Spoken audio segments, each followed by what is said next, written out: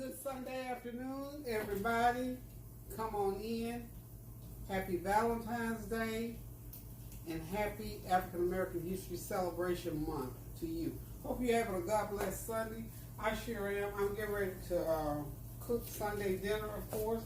I'm going to be doing some gumbo today. That's one of our family favorites, so I decided big old pot of gumbo. It's cold, it's raining, and we're getting ready to be able to sit down, of course, on Sunday and fellowship. As you can see, I got all my ingredients out pretty much, except for the fish. I'm doing gumbo, fried fish, cabbage, and some steamed rice. And that's pretty much it. But I just wanted to come and say happy Valentine's Day. I love you, I love you, I love you. You all are my loves. And I've been doing my phone calls this morning. It's like 1 o'clock in the afternoon, so I've been phone calling. Now, when I get to talking, I went longer than I thought.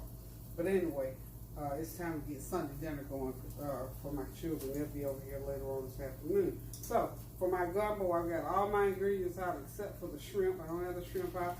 I'm going to be putting a pound of sausage in it, about a pound of fish, this great big old onion, some okra. This is my chicken. I've got to chop it up. And I said sausage, chicken, fish. Those are the 3 meats that's going to go in it today. And of course, I got some corn. I'm going to throw a few little layers of corn in there just to jazz it up and make it good. I'm going to fix it just like my family likes it. This ain't no particular area of gumbo. This is just the gumbo that I learned how to prepare for my sister-in-law, Laverne. I didn't ask her where she got the recipe from. I just told her to tell me what she puts into hers whenever she cooks it. And this has been 30 years ago, so I've been cooking this gumbo like this over 30 years with my little variations. I know a lot of times y'all say, well, you don't put this and that. Well, I like my gumbo loaded. I like that gumbo flavor, but I like plenty of meat. I don't like the traditional ones where you don't have you don't have enough shrimp, enough this, that. I don't have oysters today because I hadn't planned on doing gumbo. I just am using what I have here at the house. And so we're going to have gumbo today. We're going to have fried cabbage, and we're going to do some steamed rice for that gumbo to go over. Oh, and I made a banana pudding last night. So the banana pudding is already in the fridge. I'll talk to y'all a little bit about how I made just a quick instant pudding, condensed milk banana pudding. It's really, really good and very simple and quick. Y'all know I have to go ahead and get in the kitchen and get in and get out these days. So I will be back shortly. I'm going to go ahead and start cutting up my everything that I've been talking about. Get that camera in on it. Okay. There's everything out. There's my cabbage. I'm going to chop those cabbage up. I'm going to do some special homemade lemonade today. I usually use the country time, but today I'm going to make some homemade lemonade, and that's going to surprise everybody because I rarely do that because guess why? Country time works 10 times better than what I could squeeze out of a lemon, but the lemon is going to have to do it for me today because they expect that lemonade, and of course I'll do some iced tea for them. Okay, let's go ahead just quickly. The cabbage, for anybody that has not seen the cabbage demo, real simple. I've got 4 pounds of cabbage. You know how come I know exactly how much it is? I ordered this food from Food Lion.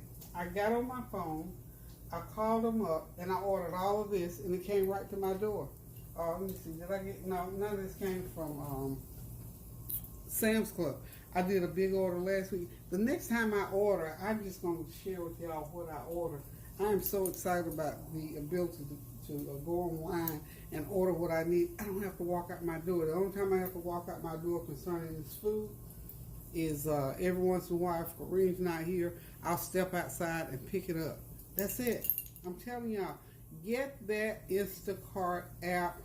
Senior citizens, people who can't get around, people who have had COVID, and people who are just skeptical about running around through these stores, get the Instacart app. Use it, and you don't have to worry about it. You can go, and once you get the app, it'll show you all the other places that you can order things from. I was going to write on my little menu chalkboard today, but I don't have any marking pencil, so I can call and order something now from Staples. I think I'm going to see if I can't order me some marking pencils. I may never go to the grocery store again, y'all. I'm excited about this. God is good. He's answering prayers for me that I prayed about years ago. Oh, I wish somebody would bring my groceries. Well, when I was growing up as a child, the milkman, the bakery man, the vegetable man, the ice man, all those people used to bring that stuff to the door. So nothing is happening now that hasn't happened in the past. Only thing about that, you established a credit, which was most like how my parents were, within one of those carriers, and they brought it to your door. You didn't have to call. They just knew what you wanted, and you took whatever they had on the cart. So this business of ordering stuff in and having your groceries brought to your door, this is just going back to how it used to be back when I was a child. So I'm 71, so that's been a while ago, y'all.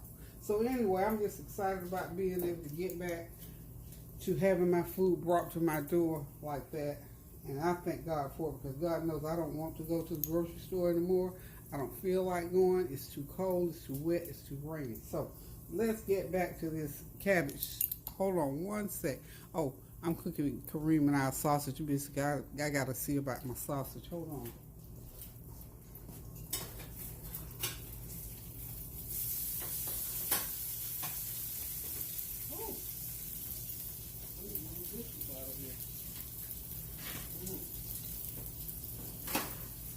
Okay, y'all, I'm coming. I think my biscuit was ready.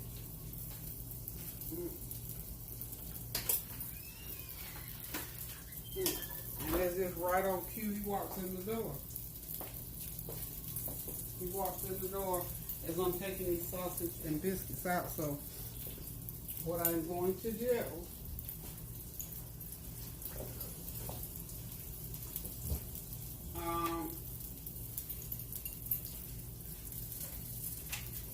you don't know, I'm always forever cooking something, y'all. Something.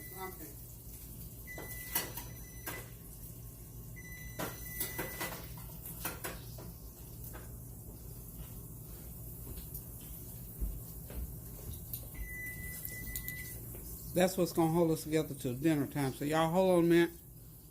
Let me slice these biscuits, put the sausage in so we can pour some syrup and eat. Hold on, y'all. Okay, now that I got our sausage biscuit out of the way and got me a senior cup of coffee coming up, I'm a happy camper, y'all. So what I'm doing is just cutting this cabbage. I mean, you can cut it how you want to cut it. It doesn't matter. All of them don't have to look just alike. Just sort of chop them like so. Of course, you gotta clean them. And what I do with mine, I just slice them just like that. We also got, there's a little hard piece in there. It didn't have such a hard piece in there. That little core, that is right there. These are the little pieces, y'all, for y'all old schoolers, y'all probably remember back in the day.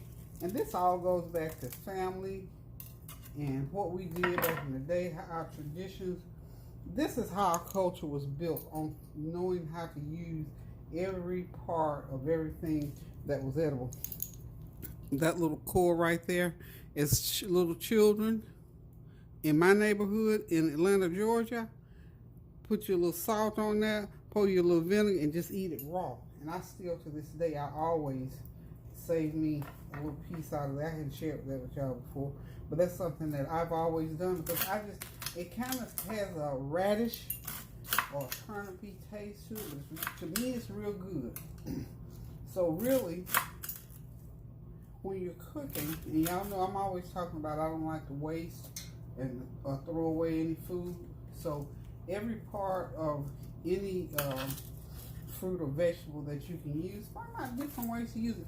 I would imagine you can put some of those cores, just cut those cores out there and put them in a jar and put you some good vinegar and a little salt on it. I would suggest now, I don't advocate a lot of salt, but that would be what would break it down and sort of pickle those insides. And to me, they're really, really good. Just something different. I think that's what I'm going to do with these 2 or 3 that I got. I'm just going to put them in some vinegar and sprinkle some other seasonings on them. and see what they taste like. I'm telling y'all, you can get real creative in the kitchen. At least I do. I found a new program, and I'm not sure what network or who carries it, but it's called Test Kitchen. I love it because I do a lot of that. Something like the other day well, not the other day, but last night was when I made the banana pudding.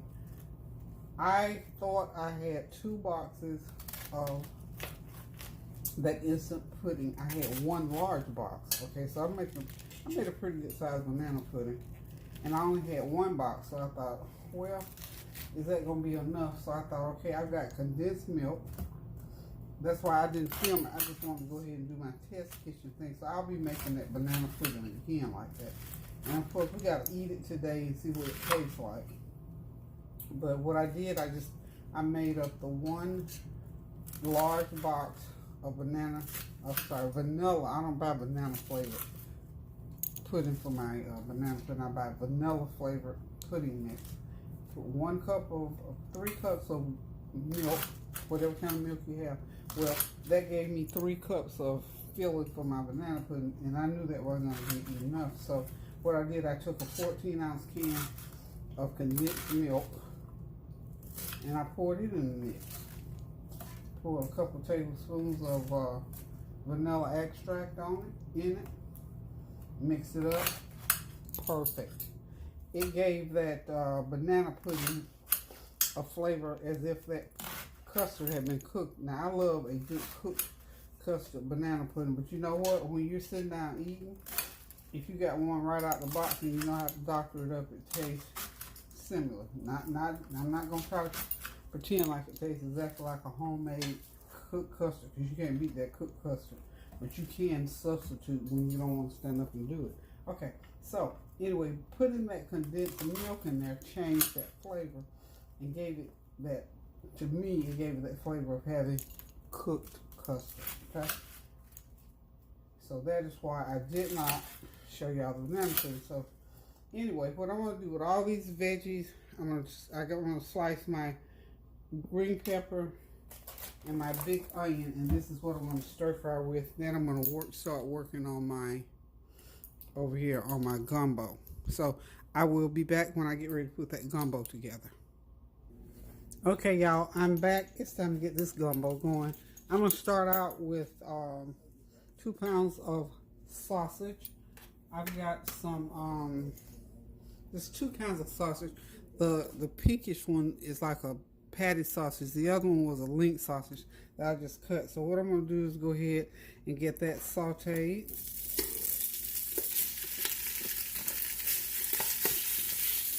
Get it right on there. And even if you had like the big red andouille sausage or whatever, to me, andouille has flavor, but not the flavor that I particularly prefer.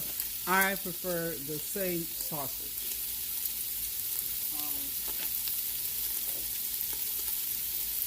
I have used andouille, however you want to pronounce it. But anyway, I'm using just regular sausage from Hill's Beefside Pork.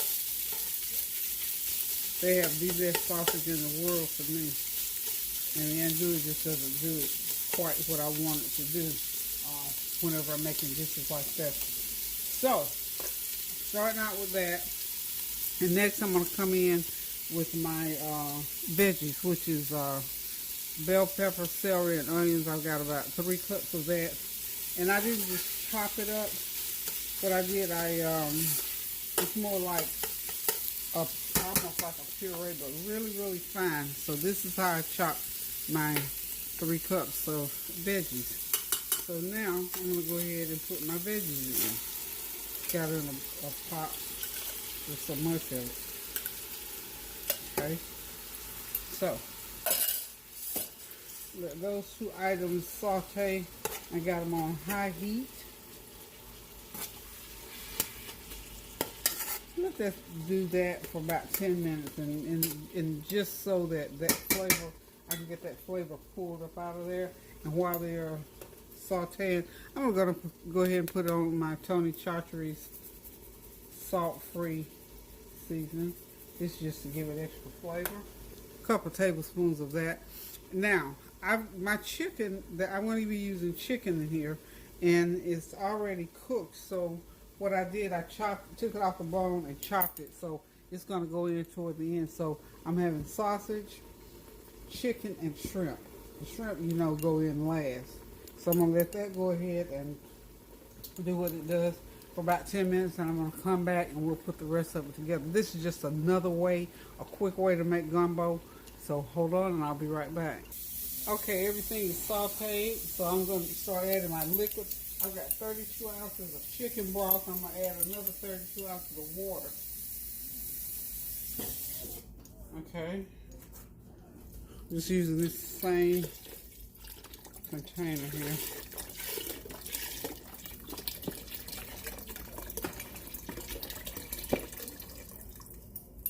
So far, I remember I've got my veggies, bell pepper, celery, and onions is chopped, and my sausage in there so far. So, and I've got some my Tony Chaudhry seasoning also in there. So now, what I'm going to do next is go ahead and get me some. I'll put me a teaspoon of my. I've got this chicken flavored, this one that I always use. That'll take the place of me not having, wasting, don't need to waste. That's a half a teaspoon, a couple teaspoons of that in there. I need some left for my cabbage. So when I don't have enough liquid broth on hand, I go ahead and use that. And that'll make up for me putting the water, because I don't like to use a water base when I'm making this.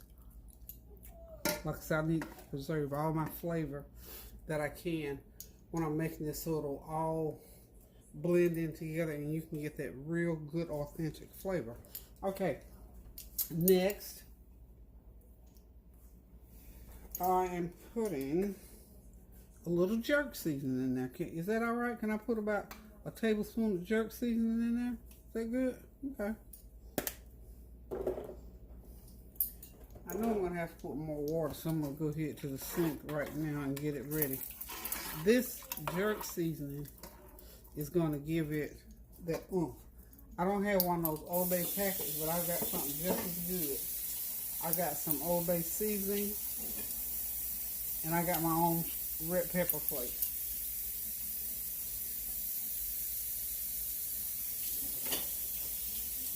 Okay, let's get my Cajun. I got some Cajun seasoning here. I got Louisiana Cajun seasoning. Put a tablespoon of that in. Okay, can't put too much of these in there because they are salty, very salty. So this will serve as my salt content for this dish. Okay, I am groping now. Oh, there they are, my pepper flakes.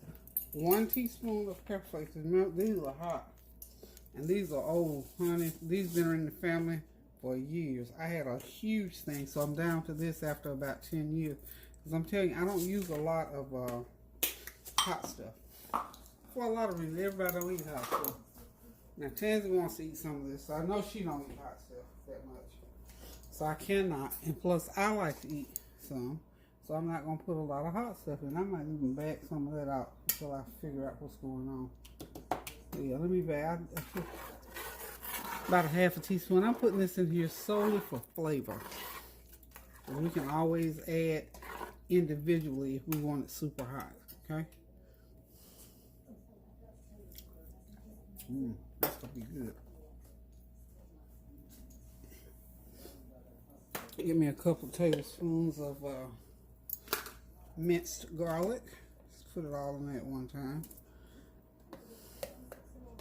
About 3 tablespoons of minced garlic. That is that broth. I'm getting that sausage and that broth ready to receive those other ingredients. This is going to be some good gumbo, y'all.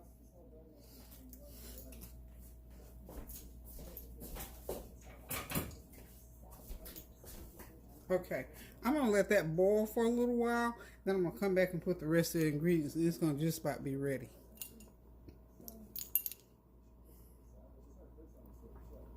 Okay, it's time to stir fry these cabbage. We're just going to make this short and sweet. We've done stir fried cabbage many, many times. This is my big old colander of cabbage that we chopped earlier. I got my cabbage, green pepper, red pepper, celery, and onions all chopped, ready to go into the skillet. Got some hot olive oil. What did you get? Okay, a little corn oil and olive oil mixed. I poured the corn oil in there and did not mean to.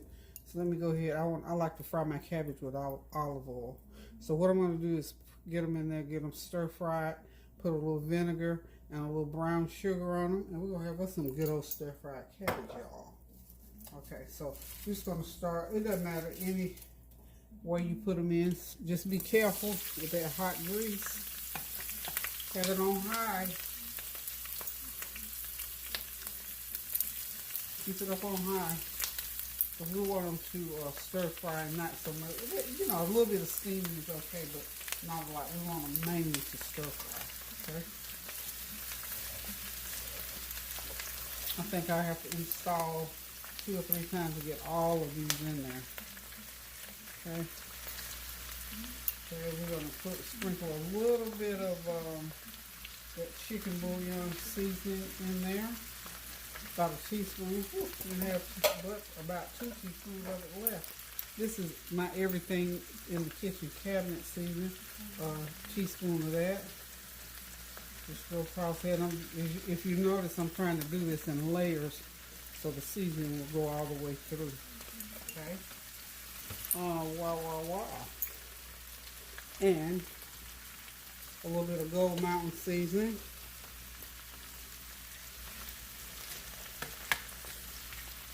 Okay. And then I'm going to come in next and go ahead and start and put a little bit of my brown sugar in there and a little bit of vinegar last.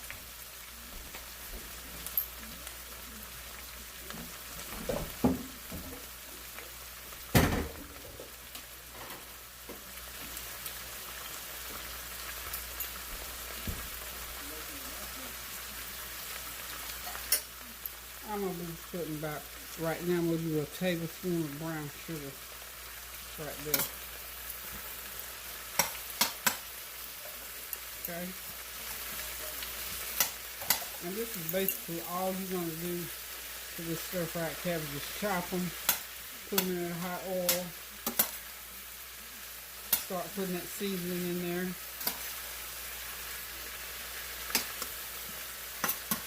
And when they get wilted down real good, it's going to take about 20 minutes for them to get wilted down real good. So I'll be right back and show y'all what the end result looks like. The big part is done. The prep part, get them in that pan is done. So the easy part is frying them up for about about 10 minutes each installation. So we'll be right back. Okay, the cabbage is all into the pan now, and it's just neat. When it gets to this point where you got everything in, and you can see where all the ingredients is all over the cabbage. From this point, about another 10 minutes. And it's going to be done. Keep that heat up high. Don't ever turn that heat down. Just keep it up high. And we'll be back. Okay, I've got the gumbo base ready. So what I'm going to do now, because we like corn in our gumbo, yes we do.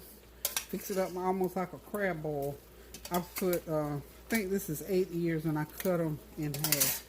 Turn that heat all the way back up on high. Because we want it rolling, boiling. Oh, and I also added 1 cup of cut okra. Okay.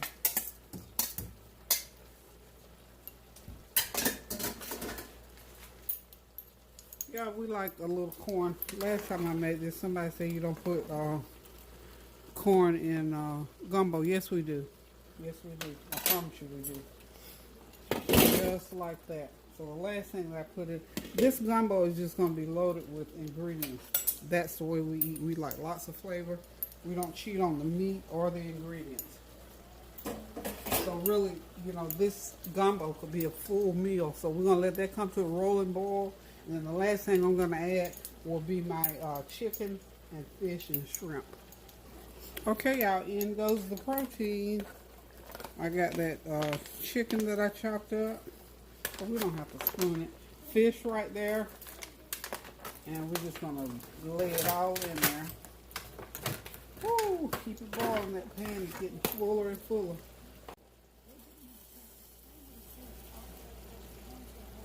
Okay, got everything in now except for the shrimp. We're going to drop those shrimp in last. As soon as that pot starts boiling again, we're going to drop the shrimp, make a roux, and we're going to call it a day for the gumbo. Now the cabbage is just about there. I got a pot of seasoned jasmine rice on the back, and all I got to do is drop that fish in about 15 minutes, and this dinner will be ready, y'all. Okay, y'all, I got my roux going here. I'm not going to get it black dark in the interest of time, but this is where you make roux. You put that grease as hot as you can get it, and put that flour in there, and you let it stay on there and get it brown as you have the nerve to allow it to get. Okay, so there now. I'm going to put it back. I had to take it off the burner because I got 5 things going, and if you let it go too long, you can't let it go for long, because if you do, you will burn it and then you can't use it. But this is the way you make roux. Just let that flour continue to cook. Or there's other ways to do it, but this is the way I like to do mine because I like the flavor that the roux has. Gives that gumbo, it gives you that authentic flavor that I like in my gumbo. So I just let it cook as long as I have the nerve, like I say, to let it get. And I can just let it get almost as black as a stove. So that takes a while, and I don't have 15 or 20 minutes to give it today on camera. So y'all just hang in there, and we're gonna get this gumbo going here shortly.